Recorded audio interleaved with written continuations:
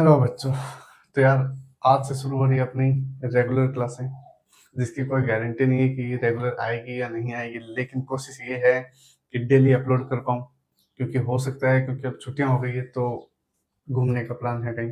ठीक है, तो उसकी गारंटी नहीं ले सकते कि डेली आए या ना आए, लेकिन कोशिश ये है कि इस पे जो चीज़ें हो मैं अपने बेहतर तरीके से आपको करवा पाऊँ। ठीक है, तो अपन ने जो पिछली वीडियो पढ़ी थी, हालाँकि मेरे को पता है पिछले वाले में उतना आवाज़ का इश्यू था, लेकिन इस बार मैंने एक कोशिश किया है, एक नया माइक मँगाया है। ये आप देख पा रहे हो, नया माइक है। आवाज़ का थोड़ा आपको फ़र्क दिख रहा होगा।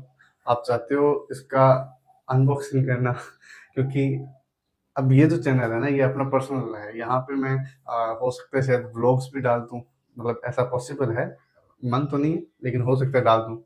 साथ के साथ इसकी अनबॉक्सिंग भी कर देंगे।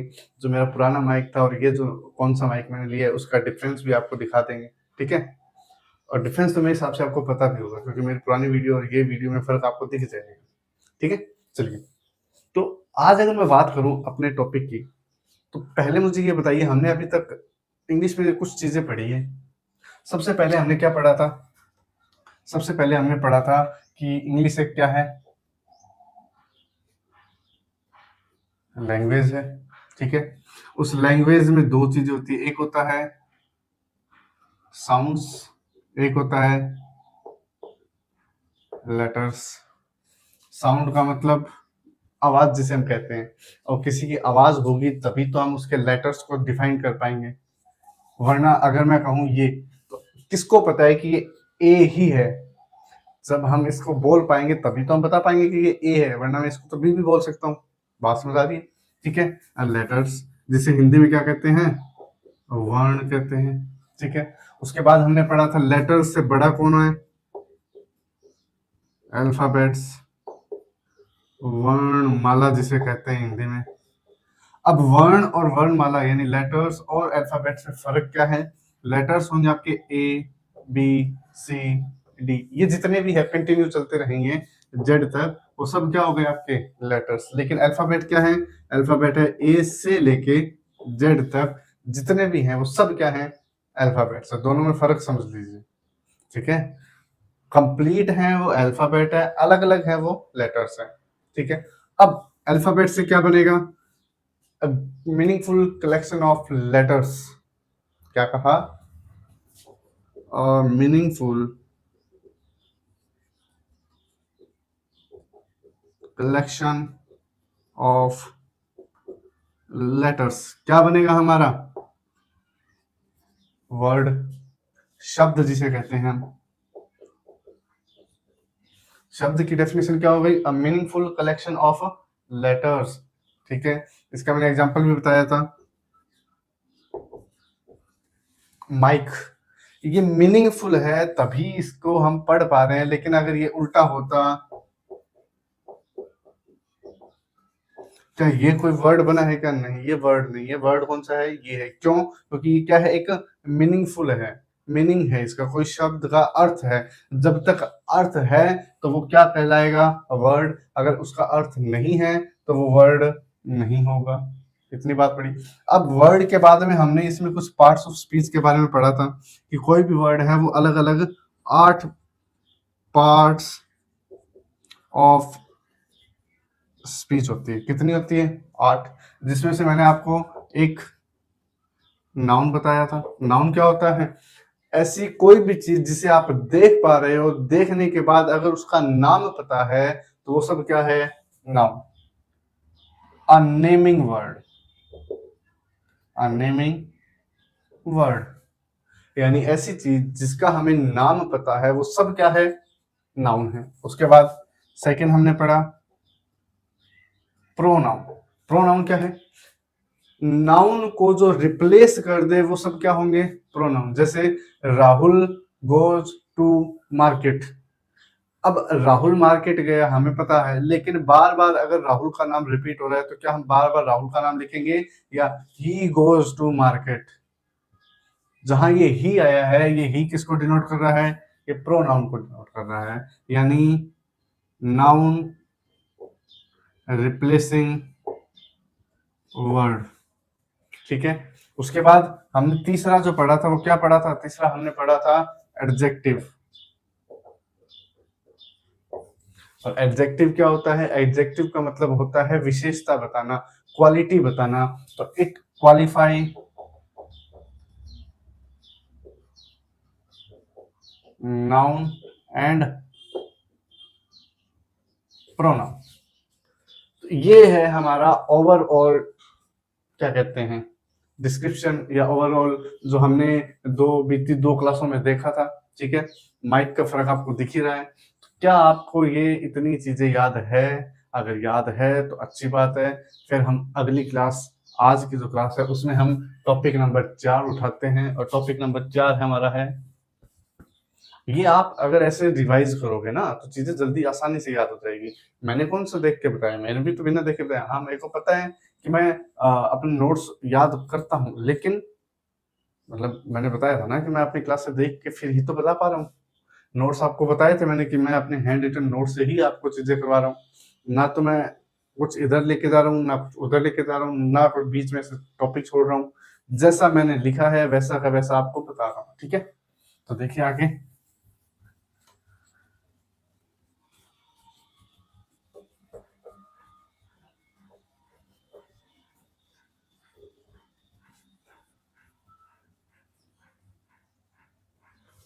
चलिए, अब बारी है हमारे चौथे पार्ट ऑफ स्पीच की, क्योंकि हमने 3 पार्ट ऑफ स्पीच कर लिए थे। अब आज अपना जो चौथा पार्ट ऑफ स्पीच है उसका नाम है वर्ब। वर्ब यानी क्रिया। क्रिया का मतलब आपको क्या समझ आ रहा है? अगर मैं सिर्फ शब्द की बात करूं तो क्रिया शब्द से क्या मतलब समझ आ रहा है? क्रिया मतलब कोई काम करना, और जो काम होता है वो कोई ना कोई एक एक्शन ही तो होगा। बेसिक सी बात है, बात समझ पा रहे हो?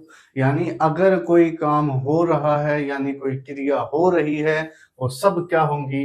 वर्ब होंगी। या ये कोई स्टेट बताता है, स्टेट। जैसे कि मैं उससे नाराज हूं, यहाँ पे ये जो नाराज है ये क्या है? ये उसकी स्टेट है, अवस्था है ना। यहाँ क्रिया नहीं हो रही, कोई काम नहीं कर रहे, मैं बैठा हूं ऐसे, मान लो मैंने मुंह फुला के बैठ गया, इसका मतलब ये थोड़ी ना है ना कि मैं उससे मतलब कोई काम कर रहा हूं, मैं बैठा हूं खाली। अब इसमें कोई काम थोड़ी हुआ, कुछ नहीं हुआ, लेकिन एक अवस्था थी। क्या थी? अवस्था, स्टेट। एक्शन का मतलब कार्य, और स्टेट का मतलब अवस्था। जो इन दोनों चीजों को शो करे वो सब क्या हो जाएंगी? क्रिया। जैसे Ram is going to market. अब सबसे पहले हमने जो 3 नाम पढ़े हैं उन पे बात करते हैं। मुझे ये बताओ, ये क्या है? किसी का नाम है। नाम है तो ये क्या हो गया हमारा? नाम। क्या बात समझ आई? क्या ऐसे चुटकी बजा के कुछ पता लगा? ठीक है। दूसरा, अगर वो कहीं जा रहा है तो क्या वो कोई ना कोई एक्शन कर रहा है या कोई क्रिया कर रहा है या नहीं कर रहा? यानी वो वहां जा रहा है तो ये जो गो है ये क्या है? एक वर्ब है। वर्ब का थोड़ा सा टॉपिक पूरा डिटेल में तो हम जब वर्ब चैप्टर पढ़ेंगे तब देखेंगे, अभी तो सिर्फ बेसिक चल रहा है। तो उस बेसिक के अंदर आधे एक पेज का वर्ब का टॉपिक होगा, जिसके अंदर आपको बताऊंगा मैं कि कितने टाइप के वर्ब्स होते हैं। वर्ब्स होती है अपने, वैसे तो 5 होती है लेकिन मेनली 4 गिनी जाती है। जैसे वर्ब की फर्स्ट फॉर्म, सेकंड, थर्ड, उसके बाद वर्ब की फर्स्ट फॉर्म प्लस आईएनजी, और वर्ब की फर्स्ट फॉर्म प्लस एस या ईएस, है ना। कितनी हो गई? 5 हो गई। अगर मैं कहूं, मान लीजिए इसी गो की बात करें तो वर्ब की फर्स्ट फॉर्म क्या है? गो।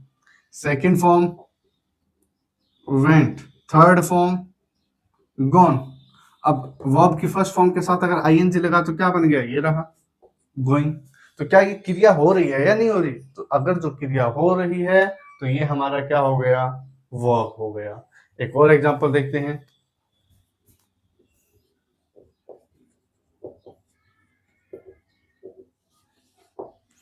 अब मुझे एक बात बताओ, क्या बारिश हो रही है? अगर बारिश हो रही है तो ये एक, अब ये कोई एक्शन तो है नहीं, है ना, अवस्था है कि बारिश हो रही है। अब उसमें अपना तो कोई वो हाथ नहीं है ना कि हम अपने हाथों से रोक रहे हैं या कर रहे हैं, नहीं, ये ऊपर से हो रही है। तो ये जो होती रहेगी, इस होने की प्रोसेस को यहाँ एक और नाम लिख लीजिए, हैपनिंग, होना। ये जो होने की प्रक्रिया है इसे क्या कहा जाता है, वर्ब में गिना जाएगा। तो ये जो बारिश हो रही है, कौन सी प्रोसेस है, होने की प्रोसेस है। तो ये जो होने की प्रोसेस है ये क्या कहलाएगी, वर्ब कहलाएगी। ठीक है, तो आप इन सबको नोट कर लीजिए, फिर हम आगे देखते हैं। ठीक है,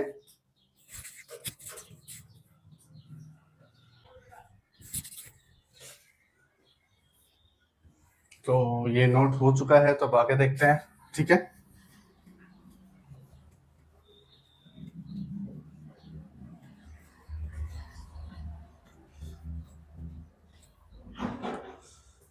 अब वर्ब के जो बाद अपना जो टॉपिक आता है वो आता है 5 नंबर पॉइंट है, वो है एडवर्ब। अब इसका क्या मतलब है, एडवर्ब, अगर तुमने थोड़ा पीछे याद किया तो हमने एडजेक्टिव लिखा था, जो काम क्या कर रहा था, एक्सप्रेस कर रहा था, क्वालिटी इंप्रूव करके दे रहा था। तो यही काम इसका है एडवर्ब का। ये किसको एडवांस बना के देगा, वर्ब को। इट एक्सप्रेस द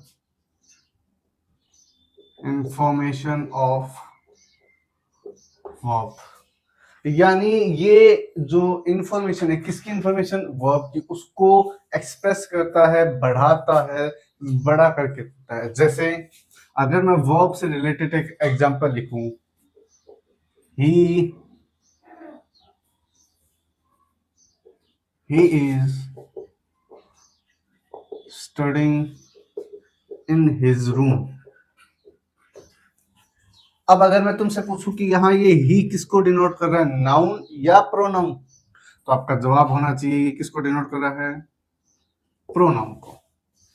अब ये तो हो गया अपना सिंपल वर्ब का कि he is studying in his room, वो अपने कमरे में पढ़ाई कर रहा है। लेकिन अगर इसे थोड़ा एक्सप्रेसिव बनाना पड़ेगा तो कैसा बनेगा, he is studying very hard in his room. वो पढ़ाई कर रहा है लेकिन कैसे कर रहा है, वेरी हार्ड, बहुत मेहनत कर रहा है अपने काम में। तो यहाँ ये जो वेरी और हार्ड वर्ड आए हैं ये क्या है, ये एडवर्ब हैं। जैसे ही इज वेरी स्मार्ट, वो कैसा है, स्मार्ट तो है लेकिन बहुत स्मार्ट है। अब ये जो यहाँ स्मार्ट है ये उसकी क्या बता रहा है, अवस्था, यानी स्टेट। बात समझ आ गई, ठीक है। और वो कैसा है, बहुत स्मार्ट है, यानी यहाँ ये जो वेरी शब्द है ये क्या बता रहा है कि ये शब्द कैसे हैं, एडवर्ब हैं। क्या इतनी बातें समझ आई है तो इनको स्क्रीनशॉट ले लीजिए, या नोट करना चाहो तो पॉज करके नोट कर लो। मैं ये मिटाता हूँ, फिर हम आगे देखते हैं। ठीक है, अब 5 नंबर होने के बाद अपना जो 6 नंबर टॉपिक है या छठी जो पार्ट ऑफ स्पीच है वो होती है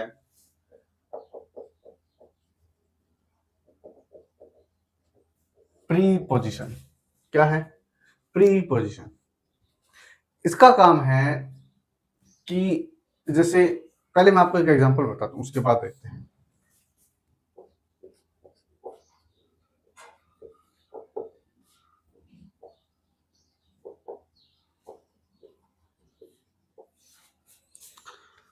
देखिए,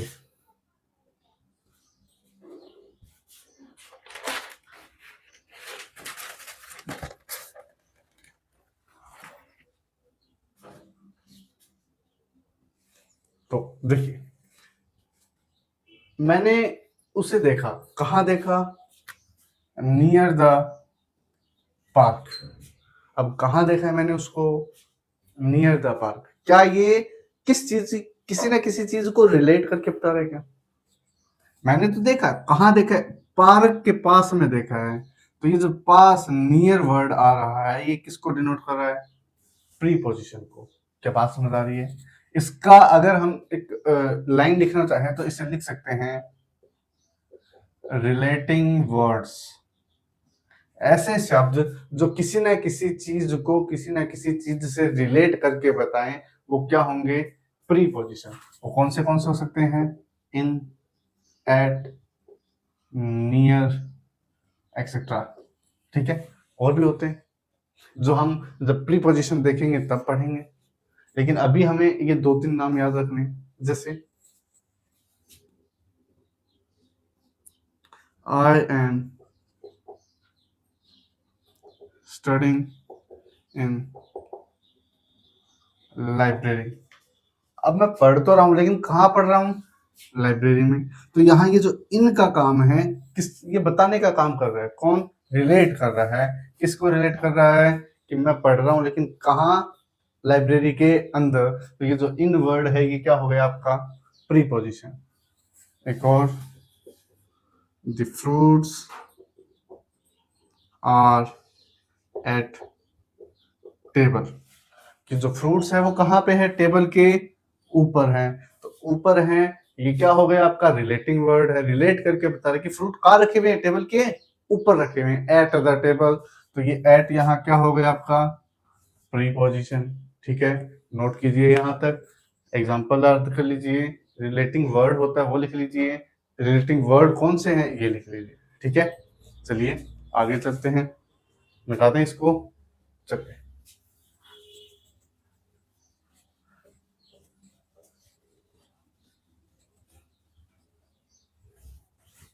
उसके बाद कितने हो गए हमारे? 5 या 6? 6 हो गए। सेवेंथ पॉइंट, सेवेंथ होता है कंजंक्शन। कंजंक्शन। अब मुझे एक बात बताओ, जंक्शन वर्ड आप लोगों ने सुना होगा, रेलवे स्टेशन के लिए हम यूज करते हैं, है ना? कि बीकानेर जंक्शन, फलाना जंक्शन, एक्स वाई जेड, कोई भी जंक्शन। तो यहाँ ये जो जंक्शन वर्ड है वो किस लिए लिखा होता है? क्योंकि मान लीजिए ये एक बीकानेर का जंक्शन है, तो एक ट्रेन आ रही है जोधपुर से, एक ट्रेन आ रही है मुंबई से, एक ट्रेन आ रही है मान लीजिए हिसार से, हिसार या दिल्ली से। तो ये जंक्शन के रूप में काम कर रहा है, ये तीन चार चीजों को जोड़ने का काम कर रहा है, कर रहा है। बात समझ पा रहे हो? ठीक है, तो कंजंक्शन का मतलब यही है कि ये किसी न किसी चीज को जोड़ने का काम करेगा। यानी जब दो सेंटेंस को कोई एक बीच में जोड़ने का काम करेगा, वो कौन से शब्द होंगे? वो कंजंक्शन होंगे। ज्वाइनिंग वर्ड्स कहते हैं इनको, ज्वाइनिंग वर्ड्स। कौन से? एंड, और, बिटवीन, और भी कई सारे होंगे जो हम अपने टॉपिक पे पढ़ेंगे। जैसे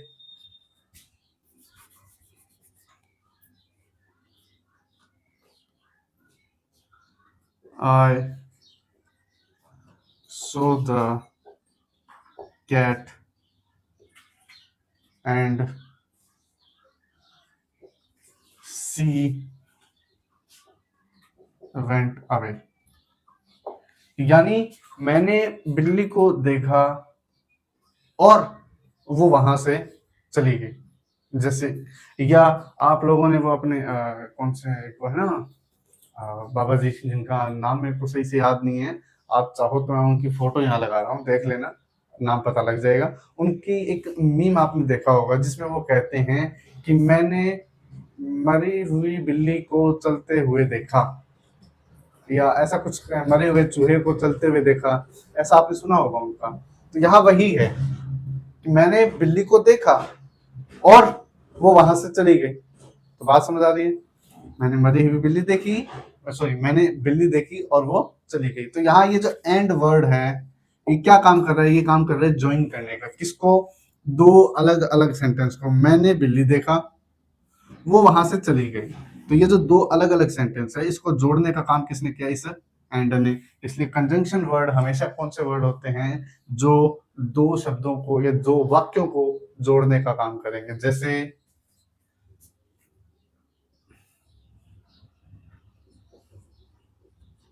he was standing between two chairs, यानी वो दो चेयर्स के बीच में खड़ा था। अब ये बिटवीन यहाँ किसको बता रहा है कि यहाँ एक चेयर थी, यहाँ एक चेयर थी, और वो कहाँ था, बीच में था। तो सेम चीज यहाँ है कि ये बिटवीन वर्ड किसको शो करेगा, कंजंक्शन को। क्या इतनी बातें समझ आ गई? अगर समझ आई है तो यहाँ तक नोट कीजिए। फिर हम लास्ट पार्ट ऑफ स्पीच देखते हैं, और लास्ट पार्ट ऑफ स्पीच है हमारा, क्या होता है, इंटरजेक्शन। क्या होता है, एट्थ।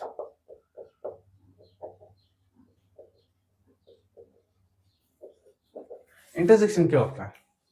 इंटरजेक्शन का मतलब है, इंटरजेक्शन वैसे तो देखा जाए ना तो इतना काम का है नहीं। यहाँ सिर्फ और सिर्फ कुछ फिक्स्ड शब्द हैं, जैसे ये ओ, अलास, ये ऐसे शब्द जो भाव प्रकट करें। क्या, it shows the feelings. Basic definition है, ज्यादा कुछ वैसा है नहीं, ठीक है। या फीलिंग्स को शो करने वाले शब्द, ठीक है। अलास, जैसे ओ, ओ शिट, वो आप मीम देखते हो तो आती है ना, ओ शिट, इसमें क्या गड़बड़ है, मेरे को तो समझ नहीं आ रही है। तो ये जो ओ शिट वाला वर्ड है, ये जो ओ वाला है, ये अलास, ये आह, हम हार गए, या हुर्रे, हुर्रे हम जीत गए। तो ये जो शब्द है वो सब क्या है, इंटरजेक्शन। तो यहाँ तक की बात अगर आप लोगों को समझ आई है, तो अब हम पढ़ेंगे अगली वीडियो में, जिसमें हम देखेंगे कि सेंटेंस क्या होता है। क्यों? क्योंकि a meaningful collection of words क्या कहलाएगा, सेंटेंस कहलाएगा। और सेंटेंस के बाद हम देखेंगे वर्ब को थोड़ा सा, जैसे अभी जो हमने वर्ब पढ़ा वो था इतना, अब जो हम वर्ब पढ़ेंगे वो होगा थोड़ा सा इतना, लेकिन जब हम वर्ब चैप्टर पढ़ेंगे तब होगा इतना सारा, सॉरी इतना सारा, ठीक है। तो वो चीजें आगे होंगी। यहाँ तक की बात अगर आपको समझ आई है तो कृपया करके कमेंट में थोड़े थम्स अप भेज दीजिए करो, ठीक है, मोटिवेशन मिलता है। माइक आवाज बढ़िया आ रही है, ठीक है। तो चलिए मिलते हैं आपसे अगले वीडियो में, तब तक के लिए जय श्री राम।